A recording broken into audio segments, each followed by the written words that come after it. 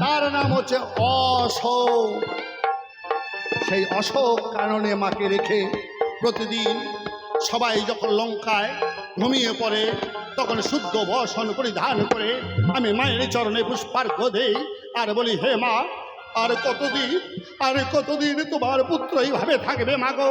বলো না মা, বলো না, কবে রাম এসে আমাকে উদ্ধার করবে? এখনো যে আমার জন্ম বাকি, আমাকে আবার দাপরে যেতে হবে, আমার যন্ত্রবক্র শিশুপাল রূপে দুই ভাইকে জন্ম নিতে হবে। মা, বলো না মা। রাবণ হচ্ছে ভক্ত বাবা। রাবণকে সবাই জানে না, রাবণকে সবাই চেনে না। এই কারণে আমি সীতাকে অশোক কাননে রাখলাম। বিভীষণকে কেন তাড়িয়ে দিলাম? আমি জানি বিভীষণ সাধু। সে যদি এই পাপ লঙ্কায় থাকে আস্তে আস্তে তার ধর্মকর্ম নষ্ট হয়ে যাবে। আর তাকে কটু কথা বলে যখন তাড়িয়ে দিলাম, রামের বক্ষ যখন নিচ্ছি, যা তুই রামের কাছে চলে যা। পদাঘাত করেছি, হ্যাঁ করেছি। আমি বড় ভাই, সে আমার ছোট ভাই। আমি আমার চরণের ধুলি তাকে দিয়ে পাঠিয়ে দিলাম রামের কাছে। ওরে, তুই যদি রামের সহায় না হোস, রাম তো জানে না আমার সৈন্যরা কে কোন বান জানে, কোন বানে কার মরণ হবে। তুই যদি রামের কাছে যাস, রামের কাছে সহায় হোস, তাহলে আমার এই রাক্ষসগুলো উদ্ধার পাবে। হরিবল হরিবল হরিবল। তাই তো তাকে পাঠিয়ে দিয়েছি। আর আমার জন্মের ঠিক নাই? আমার জন্মে ঠিক আছে, কিন্তু আমার মা হলেন রাক্ষসী নিকষা। পিতা বিশ্ব সর্বা, পিতা সাধনায় বসেছে। সন্ধ্যার সময়ে আর রাক্ষসীদের ভাব ধারণা অন্যরকম। তারা চায় আমি যেন রাজমাতা হতে পারি, সর্বশ্রেষ্ঠ বীরের মা হতে পারি। তাই আমার পিতার কাছে গিয়ে বলল, হে স্বামী, আমি একটি সন্তান চাই। আমার পিতা করে মানা। এখন রাহুকাল কি না? রাহুকাল মানে এই যে সন্ধ্যার সময়। সত্য, ত্রেতা, দাপর, কলি, 4টা যুগ। সত্য যুগ রাত 12টা থেকে সকাল 6টা, এটা হলো সত্য। 6টা থেকে দুপুর 12টা, এটা হলো ত্রেতা। দুপুর 12টা থেকে সন্ধ্যা 6টা, এটা হলো দাপর। সূর্য ডুবলেই পড়ে গেল কলি। যত আকাম কুকাম সূর্য ডুবার পরে শুরু হয়। তো এই সন্ধ্যাকালে আমার মা গিয়ে বলে পিতার ধরে, তুমি আমার কথা নাও, আমাকে একটি সন্তান দাও। বাবা আমার বারবার করে মানা। এখন রাহুকাল, এই সময় সন্তান হলে সন্তান ভালো হবে না বলে আমি জানি না। আমার শক্তিশালী পৃথিবীর মধ্যে শ্রেষ্ঠ বীর একটা সন্তান চাই। এটা আমার দোষ, এটা আমার মায়ের দোষ। এক এক করে 3টি সন্তান নিল। দ্বিতীয় ভাই আমার বিভীষণ, হ্যাঁ, মানুষ খাইছে, খাইয়ে দেয়, ঘুমাইছে, ঘুম ভাঙে নাই, মানে 12টার আগে এত আলসি আলসি ভাব। এই সময় সন্তান হলো, ওইটা আলসিয়া হয়ে গেল। 6 মাস খায়, 6 মাস খালি ঘুমায় কি।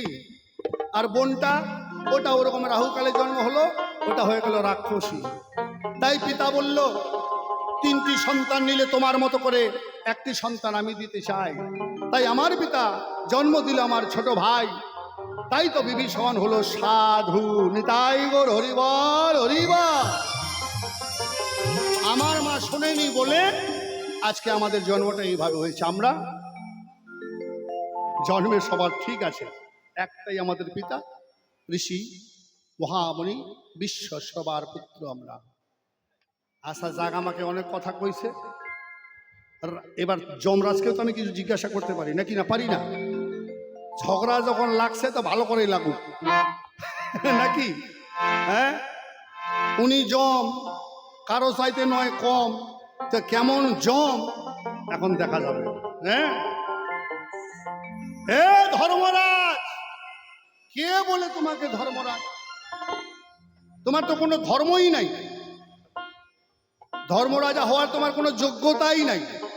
কেন বাবা? আমরা জানি পিতা স্বর্গপিতা ধর্ম পিত হি পরমং তপ পিতরি পিতিমাপন্নে প্রিয়ন্তে সর্বদেবতা। তাই তো জননী জন্মভূমি স্বর্গাদবি গৈয়সী মা।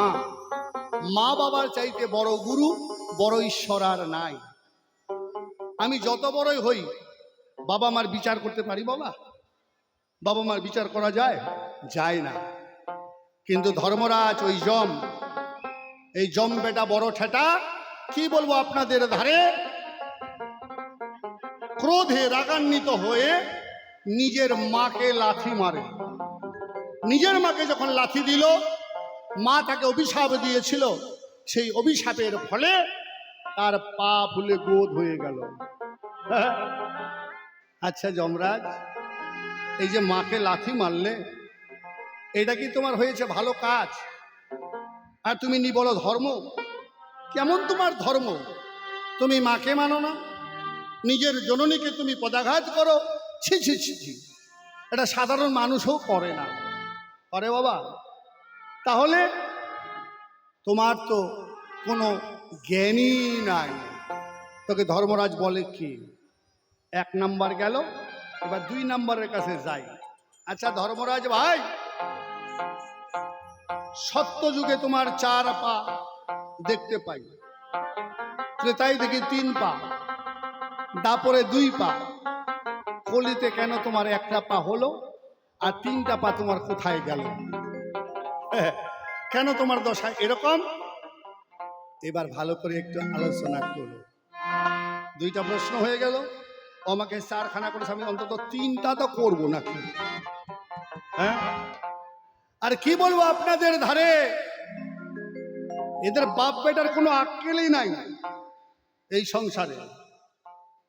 আচ্ছা, বাবা এবং সন্তান একটা নারীকে গ্রহণ করতে পারে? বাবা হয়, আমার বাবা হলে আমার মা হবে, সৎ মা হলো তো মা।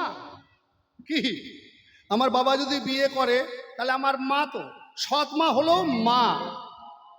তাহলে তার গর্ভে বাবা সন্তান দিল, বেটাও আবার আরেকটা সন্তান জন্মালো। কি বুঝলেন? ওইটাকে ধর্মরাজ বলা যাবে? এগুলো ধর্ম? সাধারণ মানুষেও এরকম খারাপ কাজ করে না, এরা পশুরা করে। পশুদের মা মাসি জ্ঞান থাকে না, তাই না? কোনটা মা কোনটা মাসি পশুদের থাকে না। কিন্তু তুমি ধর্মরাজ হয়ে বাপ বেটা মিলে একটা নারীর গর্ভে জন্ম দিলে 2টা ছেলে। ওই নারীটাকে, ছেলে 2টার নাম কি সুন্দর করে বুঝাইয়া দেবে এই সভ্য সমাজ। ফলে দেখি তুমি কেমন বাপের বেটা। লাগছে ঝগড়া তো ভালো করেই লাগুক নাকি? এবার একটা ছোট্ট গান গাই, আশাটা ছেড়ে দিতে চাই। হরিবল হরিবল হরিবল।